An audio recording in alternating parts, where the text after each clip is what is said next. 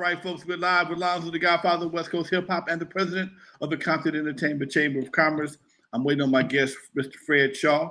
He will be here discussing mental health in our community, something that's very near and dear to my heart. I've experienced that, not myself.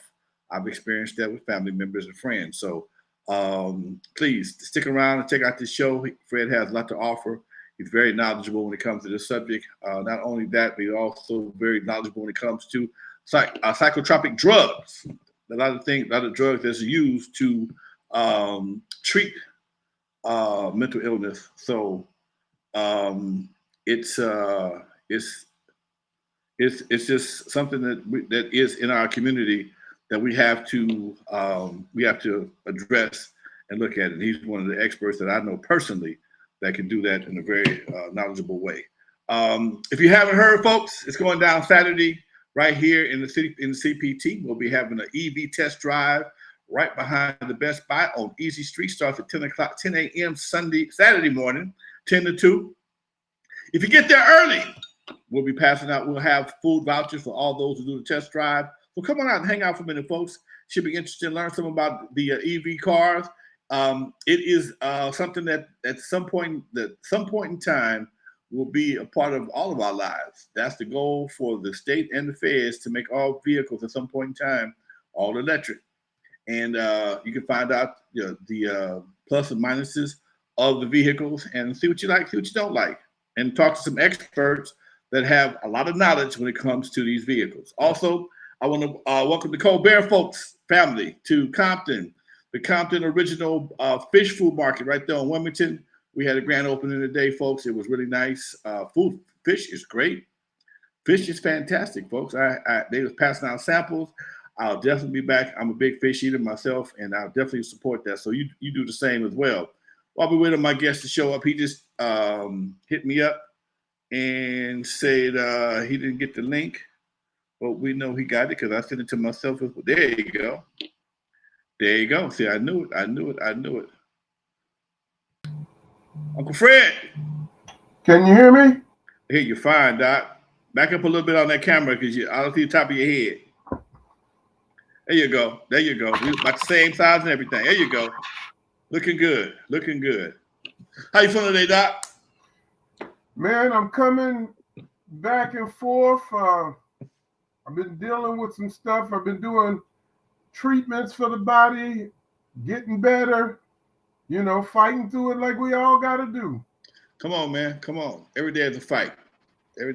So ain't nothing but something to do.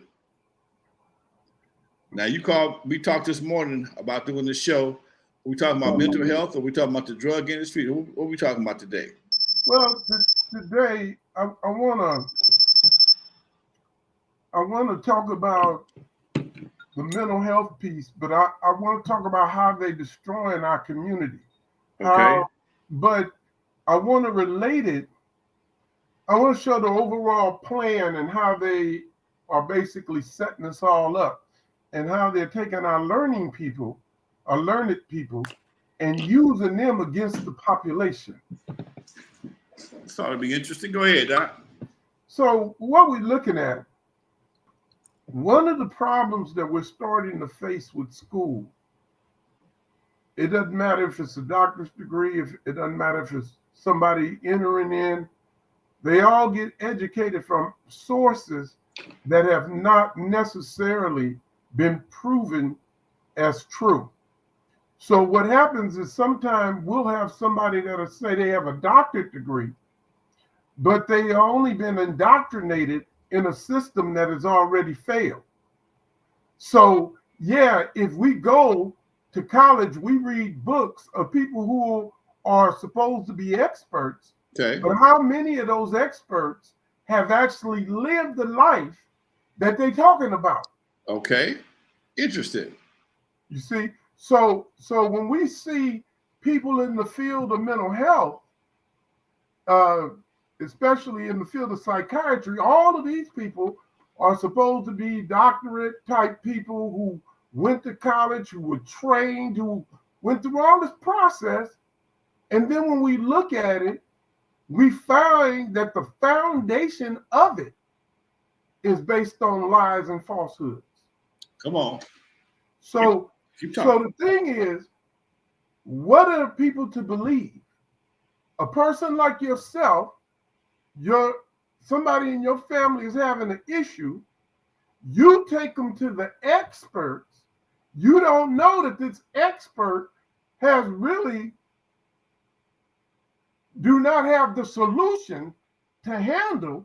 And what they do to hide the fact that they don't know what they're doing, they medicate people within minutes. Okay. I personally was working on a job. I got stressed out with a lot of other managers. They did some wicked stuff, and they were targeting black managers in the firm. I went out stressed. They send you, when you go out stressed, especially if you're looking for workman's comp, they send you to psychiatry. The psychiatrist interviewed me for about 3 to 5 minutes. Basically, all he said, and for God, all he said was, what happened? What's happening? That's what he said. I gave him about a 3 to 5 minute spiel on everything that was going down, how they were not only attacking me, other black managers, things like that, you know, how unfair the system, how stressful it was. And then his next words were, I can write you 2 prescriptions. You ain't asked me one question other than what happened. What's happened? Now you want to give me 2 subscriptions as the solution to my problem. Well, you know I'm too well trained in this. Okay. So I said, where is your COPE classes? Where are the classes that teach me how to deal with this stress? Where are those type of classes? He said these exact words. I am a psychiatrist. I write prescriptions. Wait a minute. You're supposed to be the top of the food chain. And you write prescriptions? And you don't give a person a solution to their problem? So what kind of training do you need for that? Oh, well, you know, you got to be a doctor to know what type of medication to give them. Well, when I look at the side effects of this medication, which I just call drugs, I don't see where you needed any expertise to give me a drug that could cause me to kill myself. You can give me fentanyl to do that. Any dope dealer do that. You give me, when we look at the side effects of these drugs, you know, make the Exorcist look Little League. Okay. And makes the Exorcist look Little League. But why are we given, not only in the field of mental health, but in the medical field itself, why are we given all of these drugs with these wicked side effects and pretend like we can't give better drugs than that? And then when you ask the doctor about these side effects, well, we have to weigh, will it do more harm or will it do more good? You mean to tell me in 2024, we can't make drugs without wicked side effects? What kind of side effects are we talking about, Fred? I'm talking about even the medical drugs can cause suicide, confusion, disorientation, violent behavior. There's a bishop, I won't call his name because your audience or you may know him. Me and him had several talks about this, and I was telling him the side effects of these drugs. One day, I'm in a big meeting, but I noticed my phone keep going off, and it's from his number. So as soon as I'm clear, I call him back immediately, and he tells me that he had some drugs for an operation he had to deal with the pain. He said all of a sudden he got this overwhelming feeling to go into the kitchen, get a butcher knife, and cut the back of his legs. He said it was so overwhelming But he said he remembered me telling him the side effects of these drugs and that these drugs are of the devil. And he said he was hanging on, saying these drugs are from the devil. And he was trying to call me and couldn't reach me because this force driving him. Now, when people are doing these things, they're killing their parents, they're drowning their children, they're using their cars as missiles coming through intersections like we had over here on Slauson and La Brea when the young lady, who was a nurse, by the way, and nobody recognized this, even though she was getting mental health treatment. Anytime they tell you they're getting mental health treatment and a psychiatrist is involved, they're getting medication. But if a medication can cause you to cause suicide, it can cause you to do a homicide, because a suicide is just a homicide done to yourself. Right. So when they give you Prozac for depression, why is one of the side effects of it is depression? How can the drug have a symptom in it as a side effect that is the reason you take it? So I take a drug because I'm suicidal, but then the drug has a side effect that can cause suicide. This is why I do all of these shows, repeat this over and over, because we don't get it. We'll come on and say anything that has to do with mental health, we'll support it. I support it. Well, until it's your kid, until it's your cousin, until it's your family member, until it's you, you'll support it. But the moment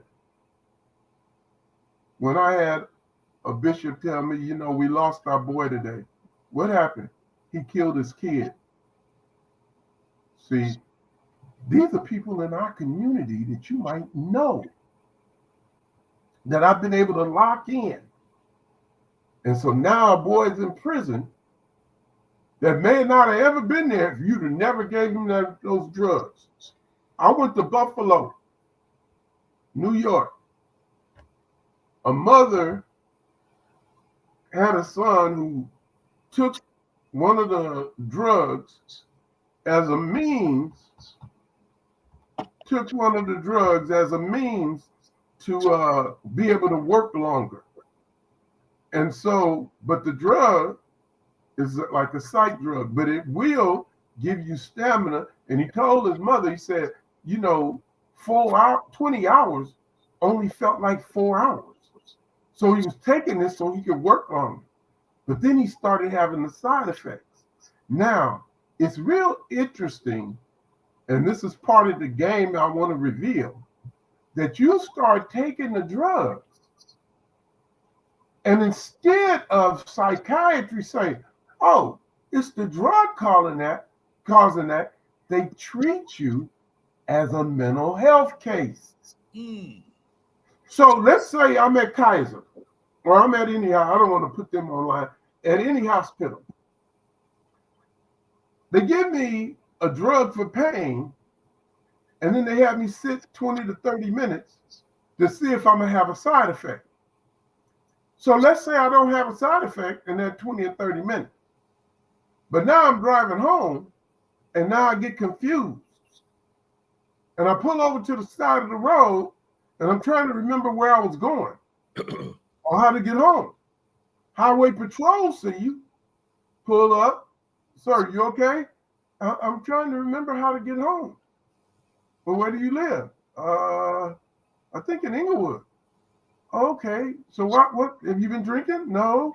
Have you been on drugs? No, because you don't consider the medication a drug. Right.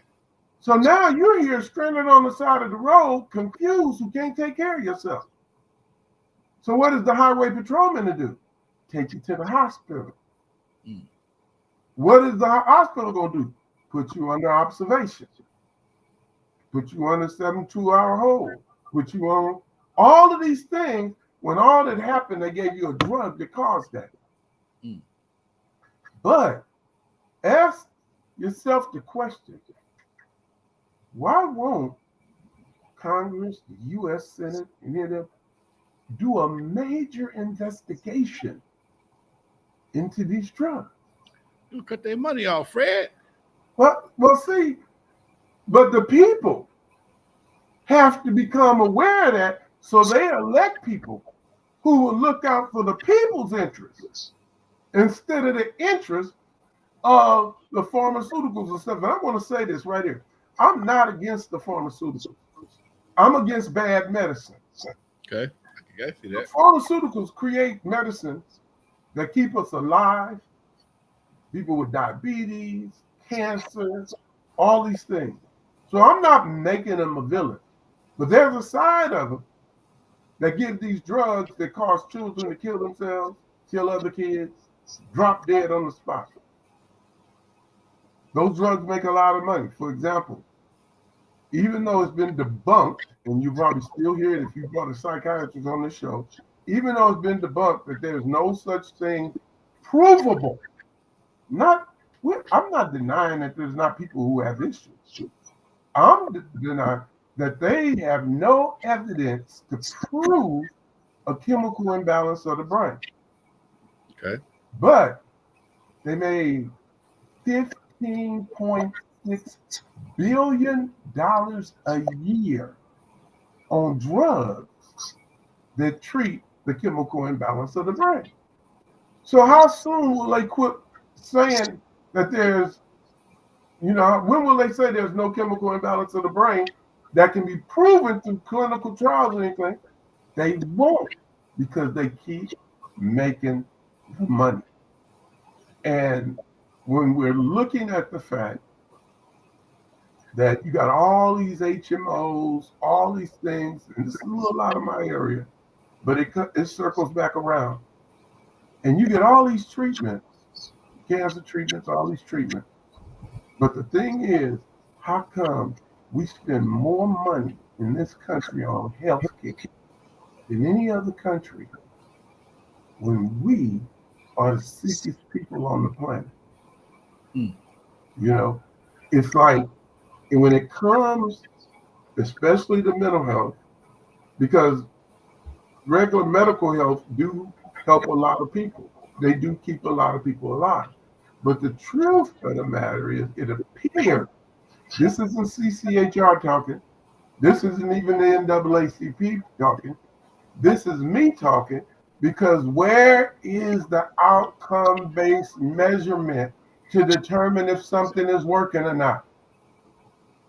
If mental health is so effective, how come we got more homeless people today than we had 20 years ago or 30 years ago?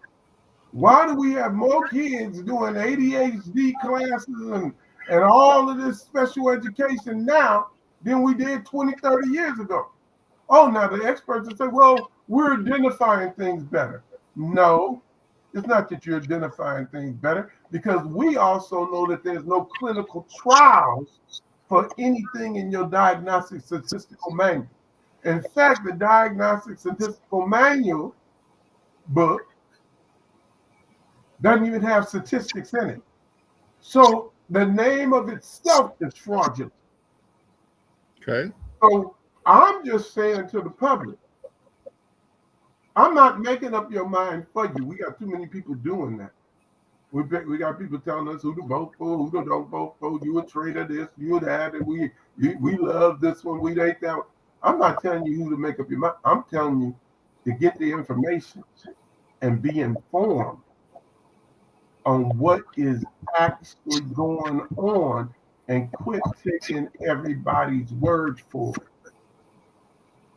Because we are not getting the results out of the field of psychiatry that we should be getting, and that is a well individual. We don't have mental health in this country. I've said this over and over. We have mental behavior control. We take and give a kid a pill because he's not supposed to be able to focus. We give him a pill because he can't learn his math. We give him a pill on all of these things, but we don't make him better. So what good is it? Oh, they'll tell you I was able to focus better and I wouldn't be able to function if I wasn't on this drug. Well, how many drug addicts have told you that? Right. Because we're not looking at the fact that at some point you got to ask yourself what came first, the chicken or the egg. And so when we have people say, "Oh, I can't function without it," well, when did you ever function without it? Have you ever functioned without it? Oh, when I was in 12th grade, but after 12th grade, I couldn't function no more. College was too stressful. Well, then maybe you have to look up the meanings of words and find out what was going on. Maybe you needed to get some special tutoring. You didn't need a pill. See, the thing is this. If my wife left me, and I love my wife, I would imagine I'd be sad. But I wouldn't need a pill to fix me. I just need the skill to get my wife back.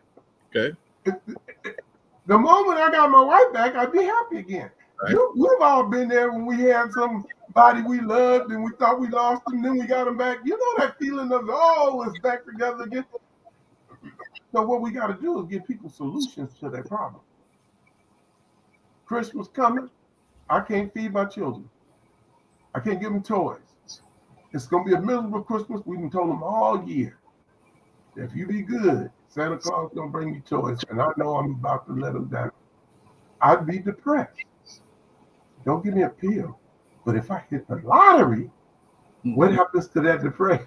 Right. So is it really a mental illness? See, this is what, or is it a situation of life? Oh, but he's bipolar. But life is bipolar. Life has its ups and downs. Life has the moments you're happy and the moments you're sad. You know, life has you getting married today, getting divorced tomorrow. Life has all of those things. Right. So is that a mental illness or is that the navigation of process through life? That you go up and down, that you're trying to find this steady medium. You're trying to become like Lonzo and mentor people and have your own show and do your own thing and set your own support. That's what we do to make people well. We don't give them pills, you know. So like I'm just really happy that you've been a supporter all this time over the years. I've done so many of your shows. I call you and say, hey, we need to do this. We got other different types of things and issues we need to talk to about in the future. We can always give information about CCHR and give some snippet. But then there's a lot, I'm thinking you and I need to talk about more solution-orientated things toward our community also in other fields and areas so that we can keep bringing truth to the audience and the people that listen to you and that listen to me. You know, Fred, I was having a conversation this morning. We were talking about homelessness. And I was asked in a panel, is there a difference between homelessness and houselessness? And I said, yeah, it is. One is based on strictly economics, and one is based on mental issues. Okay, if you got a job, they making enough money and can't pay your rent, or you have a mishap in your life and your money slows down and stops for a minute, and you can't pay your rent, you get evicted. That may cause you to be homeless. Okay, but if you decide that because of mental issues, you don't want to be in a home, you don't want to be inside, you want to be on the streets, houselessness. Okay, now. If you find yourself, you've been living in a house all these years, never had a problem, you find yourself on the streets. First thing, that's traumatic. Okay? That's got to be traumatic. Number two, especially if you're a female, you find yourself out there, and while you're out there, you have a negative experience that has some type of PTSD effect on you. Something that's real bad. Now you have another issue. Okay. So if the fact that you have to go through that experience, just like you said, when you lose somebody that you love, if you love living indoors and you for some reason you find yourself outdoors, that's a traumatic experience that could make you have a mental issue. Man, don't mean you have a mental problem, but it can make you have a mental issue because you're trying to figure out where did I go wrong, what happened, why am I out here, and you're adjusting to that lifestyle, dude. We talked this morning. It was like I can see how mental health can be a major part of the homeless experience. Not whether you were on drugs or you just got out of jail, lost your apartment, or went through some things and found yourself out on the streets. And that whole experience could be something that can set a person back mentally. And I think that's something that has to really be considered as we move forward talking about homelessness and mental health. And I want to add, part of the problem with the homelessness, it was falsely represented because I've done my own studies and I've talked to my homeless people. I'm kind of like you. I'll talk to a homeless brother at the store. I'll talk and get information. They say, well, a lot of them are mentally ill because they don't want homes. Actually, the truth is, a lot of them don't want homes because they're being separated from their partner. So a guy has a girlfriend, they live on the street. Instead of being separated, they'll stay together on the street because all they have is each other. Right. So, so a lot of times people will do these studies and everything to fit their need, but they're not necessarily looking at the need of the person that is homeless. A second thing is they found doctors, lawyers, actors, actresses, people. Sometimes, and I can understand what they say, but a person can give up on life based on the things that they've experienced, be it tragedies, be it losses of people, losing children, all of these type of things. However, it comes back to our stand. Let's give them solutions to their problems. And anyone who is diagnosed mentally ill, let's give them a full medical examination to determine if they have some underlying cause. Because the thyroid can mirror mental illness, a urinary tract, especially in women, can mirror mental illness.